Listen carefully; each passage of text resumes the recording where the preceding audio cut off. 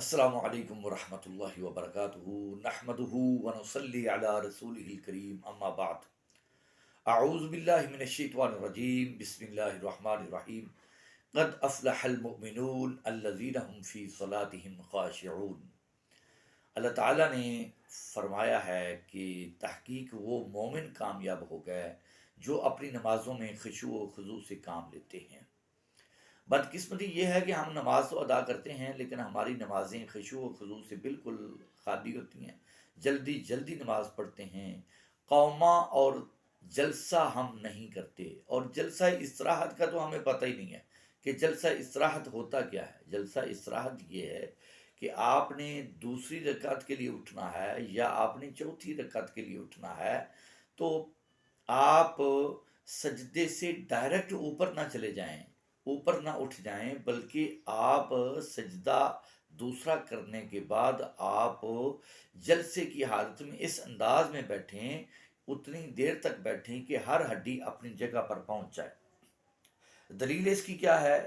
یہ سنن ابی داود کی صحیح حدیث ہے، حدیث کا نمبر 730 ہے، اور جامع ترمذی کے اندر بھی یہ حدیث موجود ہے، اور وہاں پر بھی یہ صحیح حدیث ہے کہ رسول اللہ صلی اللہ علیہ وآلہ وسلم اللہ اکبر کہتے ہوئے دوسرے سجدے سے اٹھتے اور اپنا بایاں پاؤں موڑتے ہوئے بچھاتے اور اس پر بیٹھتے حتیٰ کہ ہر ہڈی اپنی اپنی جگہ پر پہنچ جاتی، پھر دوسری رکعت کے لیے کھڑے ہوتے۔